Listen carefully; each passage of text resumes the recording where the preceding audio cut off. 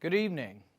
President Reagan said, in the present crisis, government is not the solution to our problems, government is the problem. The crisis that existed when Reagan took office was very similar to the one we face today. Large numbers of people unemployed, and even more dropping out of the workforce, a stagnant economy, a growing federal government. We solved these problems then by coming together and by implementing the right ideas. We can do it again, but we must look beyond the current debate in Washington. Let me say from the outset, I'll work with the President, Democrats, Independents, and anyone who wants to get people back to work and alleviate poverty in our country. That said, we must first understand what caused the mass unemployment and the poverty of the Great Recession.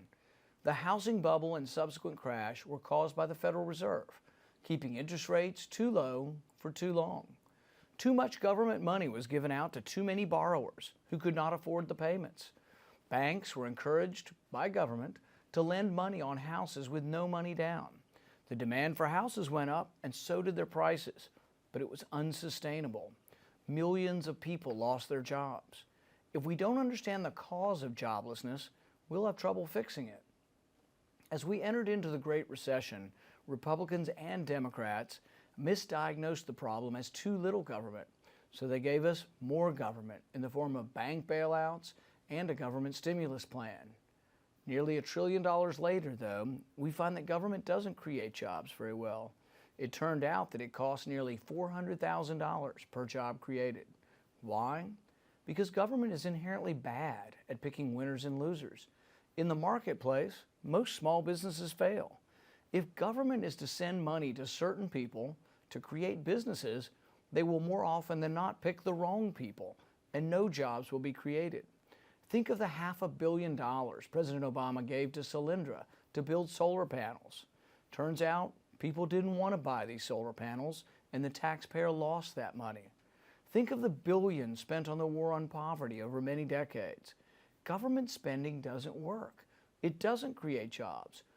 Only the democracy of the marketplace can find those capable of creating jobs. It's not that government's inherently stupid, although it's a debatable point. It's that government doesn't get the same signals. Milton Friedman recognized that when he wrote, "Nobody spends somebody else's money as wisely as they spend their own.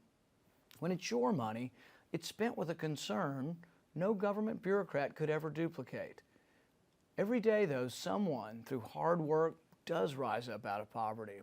Star Parker was one who escaped poverty, drugs, and a hellish life. She described her story in Today's Christian Woman. She was 23 when she quit her job at the LA Times so she could go on welfare. By collecting $465 a month, plus food stamps, and by getting a part-time job that paid cash under the table, she could rent a nice apartment and earn far more money than working an honest 40-hour week. Later, she said she had no trouble dropping her daughter off at a government-funded daycare center, selling some free medical vouchers to buy drugs, and hanging out at the beach all afternoon. Quitting welfare was a big hurdle for her because she had become so dependent on government and had lost a sense of who she was. So she wrote a letter the next day and told the county not to send her any more checks. "I was trusting God," she said, and within 3 months she got a good job at a food distribution company. Star Parker went on to become a nationally known author, speaker, and ultimately a candidate for Congress. I want Star Parker's story to be the rule, not the exception. I have an idea that will empower Americans and give them the opportunity to thrive. My plan is to create economic freedom zones in distressed areas all over the country, including my home state of Kentucky, which will leave more money in the hands of the people who earn it. In economic freedom zones, we'll cut income and business taxes to a single flat rate of 5%. We'll cut payroll taxes for employers and employees, so folks will go home with more money in their paychecks. Burdensome, job-killing regulations will be removed, and business will expand. More money and more jobs will flow back to the areas that have suffered the most in this economic crisis. School choice will be expanded.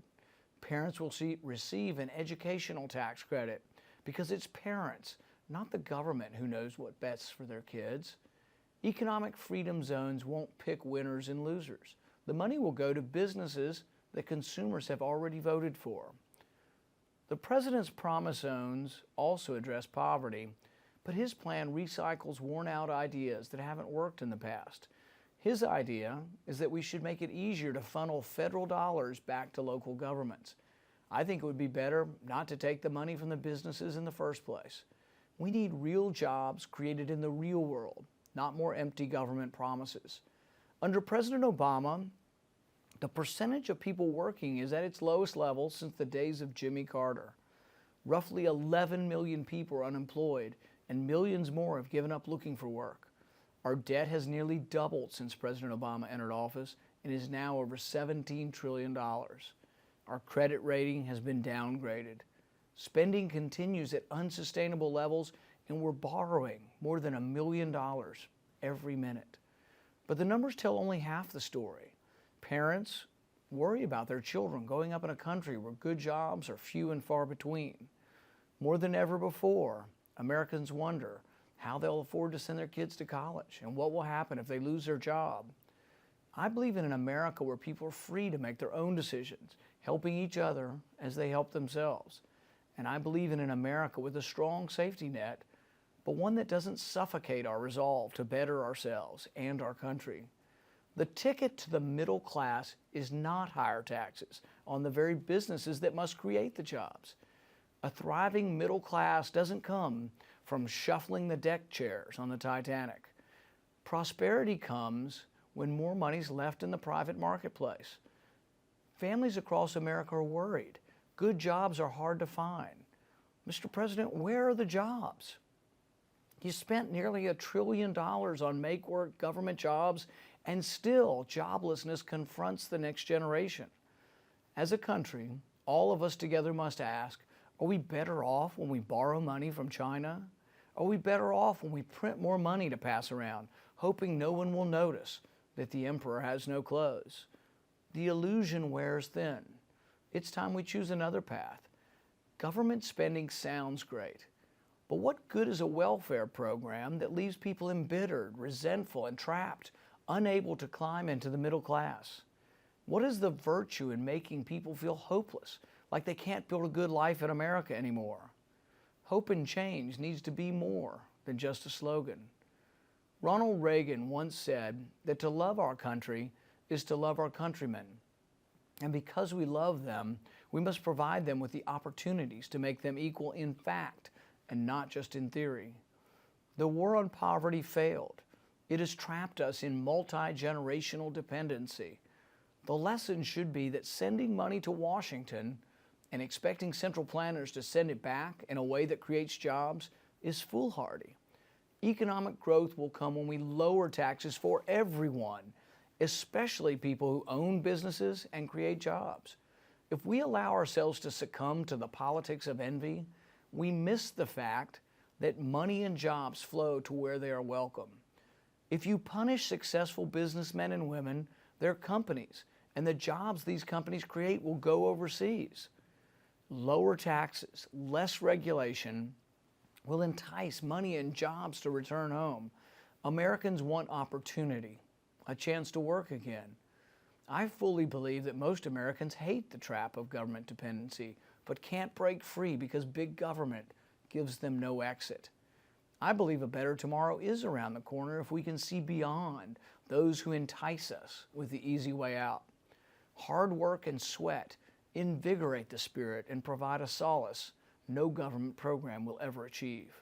We must choose a new way, a way that empowers the individual through education and responsibility to earn a place alongside their fellow Americans in the most prosperous nation ever conceived. America has much greatness left in her. We must believe in ourselves, believe in our founding documents, believe in our future, and then we will thrive again. Thank you, and God bless America.